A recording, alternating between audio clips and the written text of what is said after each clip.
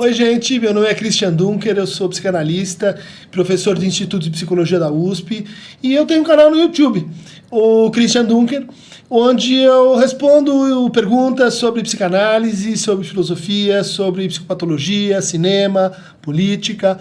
Então, convido vocês a se inscrever no meu canal e a assistir o conteúdo dele aqui no 247, o querido 247, que está nesse projeto tão importante de compartilhamento de saber e de abertura de mundos. Obrigado.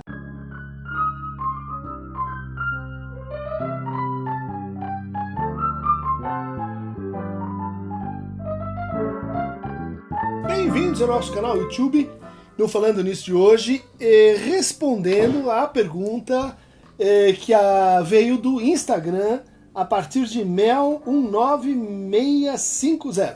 O Édipo ainda é o castrador da sociedade? Ou esse mito já está ultrapassado? Se sim, qual outro mito pode substituí-lo? Obrigado. Ótima pergunta, Mel. Uma pergunta que os psicanalistas e críticos mesmo da psicanálise têm feito recorrentemente, principalmente a partir do trabalho do Guattari Deleuze, o anti-Édipo, né, que colocou mais seriamente em questão essa ideia de que o Freud descobre o Édipo numa determinada sociedade, num determinado momento cultural e numa determinada família.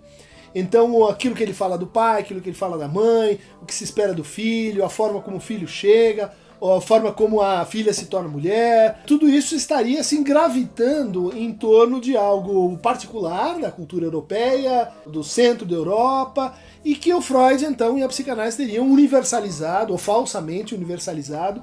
Isso seria então um problema que faria com que a psicanálise envelhecesse e que ela não conseguisse cobrir, escutar e acolher formas de subjetividade que não estariam, então, organizadas por esse paradigma, como você diz aqui, edipiano, que estaria baseado na repressão, no recalque, na interdição, na lei e na interiorização da lei, que seria essa, então, a função estrutural do complexo de Édipo e do complexo de castração, que é uma parte do complexo de Édipo, para o Freud. Então tua pergunta é sobre a natureza desse mito, eu concordo contigo, esse é um mito que a psicanálise recolheu de outras culturas, né? Então, em primeiro lugar, não valeria muito a pena a gente dizer que, bom, isso está concernido ali no século XIX, início do século XX, porque o mito de Édipo vem das epopeias gregas, vem da tragédia grega, ele envolve inúmeras reescrituras e releituras. Um argumento que faz a gente perguntar sobre a validade do Édipo é em que nível que nós estamos entendendo o que é o Édipo, né? No nível narrativo, no nível então que você tem aqueles personagens que são como papéis fundamentais que a gente então tem que cumprir, se não cumprir está fora, né? Ou a gente vai entender o complexo de Édipo como uma estrutura, né? Como Lacan propõe. E, portanto, o mito lido a partir da sua estrutura, que são lugares lógicos fundamentais, e, portanto, a resolução do complexo de Édipo seria como que a formalização de um conjunto de contrariedades e contradições, de relações lógicas que fariam o sujeito, então, se relacionar e se incluir em relação à lei a partir da linguagem. Portanto, tudo depende da condição do mito, né? O Lacan foi recolher e levantar essa hipótese a partir da leitura que ele faz do complexo de Édipo, lido pelo Lévi-Strauss, né? Nesse trabalho chamado A Estrutura dos Mitos, que está presente no Antropologia Estrutural 1. Mas, se a gente for olhar um pouco mais de perto, essa primazia que as pessoas dão ao complexo de Édipo dentro da teoria psicanalítica, ela é bastante relativa, né? Na verdade, é quase que assim uma leitura um pouco parcial, um entendimento um pouco parcial, dada até a própria força dessa narrativa na nossa cultura ocidental, né? Mas, por exemplo, o meu amigo Philip van Hoyte, junto com Thomas Geisken, nesse livro Psicanálise sem Édipo, ele mostrou que o Édipo é uma descoberta tardia no Freud. E que os primeiros escritos e os primeiros casos clínicos, por exemplo, Dora, eles não são lidos, eles não são atendidos a partir dessa hipótese do complexo de Édipo. Então você vai me dizer, mas então que mito que o Freud tinha aí, que operador que ele levava em conta nesses primeiros estudos, até 1905, não é pouca coisa, segundo a hipótese do Felipe. Eles vão argumentar que existia no Freud uma espécie de entendimento sobre a experiência corporal e eles vão recuperar a noção de repressão orgânica. Eles vão falar de como o sujeito interpreta os seus próprios sentimentos corporais e que isso teria assim um valor muito, muito importante para o primeiro Freud. Outro mito muito importante, já que você está perguntando quais são os outros mitos que a gente poderia, vamos dizer assim, compor junto com o de Édipo, é o mito fundador da própria psicanálise, que é o mito relativo ao trauma, quer dizer, ao trauma e sua relação com a fantasia. A gente imagina assim, olha, a criança passa por experiências angustiantes, traumáticas, experiências que vêm antes da hora e, portanto, ela se traumatiza. Mas o que significa exatamente se traumatizar, né?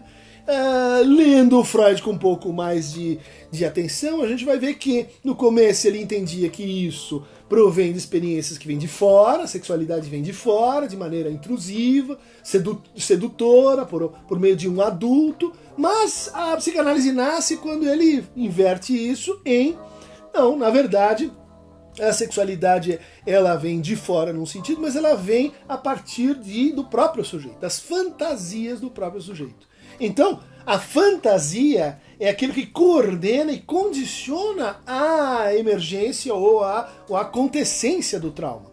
Quer dizer, o que então é essa espécie de fantasia que diz esse vai se traumatizar com uma coisa, o outro vai se traumatizar com outra, que varia de pessoa para pessoa, senão uma espécie de mito. Quer dizer, a fantasia tem estrutura de mito, como mostrou o Lacan.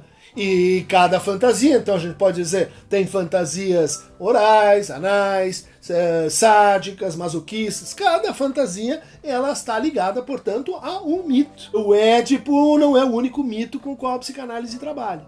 Há um terceiro mito muito importante, que esse trabalho de Regina Herzog e Fernanda Pacheco Ferreira exploram, que é o mito de Narciso, trazido à psicanálise, com o texto Introdução ao Narcisismo, do Freud, onde ele vai dizer, olha, nossa experiência formativa do eu, tanto na sua relação com o outro, quanto na relação como representação de si, como experiência de apropriação, como experiência de mesmidade, ou de identidade, se você quiser. Todas essas versões, né, do que o Paul Ricoeur chamava de si, elas estão ligadas a um mito, que é o mito de Narciso. O Lacan vai reapropriar-se disso ao dizer, olha, então se a gente vai estudar esse mito, a gente teria que entender a função simbólica das imagens. A gente teria que entender a função formante dos atos de reconhecimento. A gente teria que entender toda a lógica do narcisismo a partir, né, da mítica de Narciso. Né?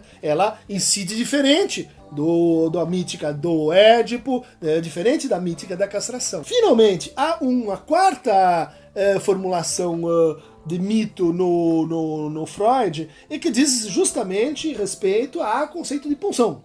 E o conceito de pulsão, no seu extremo, no seu caso limite, é o conceito de pulsão de morte. Então há uma quarta mitologia, como o Freud mesmo diz, a minha teoria das pulsões é uma mitologia, e a gente geralmente recusa, então se a mitologia é só uma invenção, se a mitologia é só uma maneira de dizer. Não, o que é próprio da psicanálise é tomar o mito a sério. É não confundir a narrativa com a estrutura, é pensar o mito na sua função formativa, na sua função socializante, na sua função de transmissão de linguagem, enfim, o mito como algo incontornável na experiência humana. Então, se a gente fala do mito das pulsões, a gente vai então pensar todos os modos de relação entre a unidade e o múltiplo, entre a negação e a afirmação, entre o retorno a esse estado antes da vida, pré-vida, esse estado inorgânico. É uma versão da teoria da pulsão de morte. Há uma versão antropológica da pulsão de morte, que vai levar a gente a pensar a origem e as vicissitudes da violência, da destrutividade, do impulso a desfazer unidades, né, que seria próprio da pulsão de morte. Acho que a tua pergunta, ela sinteticamente pode ser respondida assim. A gente tem pelo menos 4 mitos, né, no Freud, para se resumir ao Freud. Quando a gente ataca o mito de Édipo, talvez a gente esteja atacando assim, a sobrevalorização, a supervalorização desse mito em relação a outros, né, dentro mesmo da própria psicanálise. Em segundo lugar, quando a gente critica esse mito, provavelmente ou frequentemente o que a gente está fazendo é criticar um aspecto, um uso teórico e clínico que está sendo dado para o mito. Seja um uso tipificador, seja um uso hermenêutico, seja um uso prescritivo ou normativo, né? Essa é uma crítica muito importante, muito válida, né? Quer dizer, não usar o complexo de Édipo como uma instância de normatização da subjetividade, de tal maneira que aquilo que não funciona conforme o roteiro edipiano estaria, então, fora, desviante ou patológico. Não é assim que, em geral, os psicanalistas lidam com isso, apesar de haver esse processo, vamos dizer assim, de edipianização, que foi justamente criticado. Bom, Mel 19650, gostaria de indicar para você também um vídeo que a gente fez aqui no glossário de termos psicanalíticos sobre o complexo de Édipo. Recomendo também a você um conjunto de trabalhos do nosso canal sobre as críticas que Guattari e a esquizoanálise e Deleuze fizeram à psicanálise. Acho que temos 2 vídeos sobre isso. Mas se você insiste em assistir ao nosso canal, inscreva-se no Aqueronta Movebo. Olha aí, o Aqueronta Movebo é parte, né, do uso que o Freud fazia dos mitos, né? Ele tirou essa expressão lá do Horácio, da Eneida, do Virgílio, onde o Aqueronta é esse barqueiro que transporta a alma dos vivos para o reino dos mortos, né? E que recebe um níquel para fazer esta viagem. É um exemplo, né, de como o Freud tinha diversas outras míticas além da do complexo de Édipo, além da do Édipo.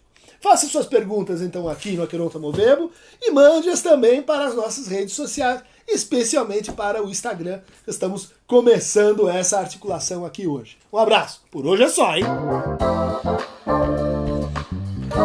Alô?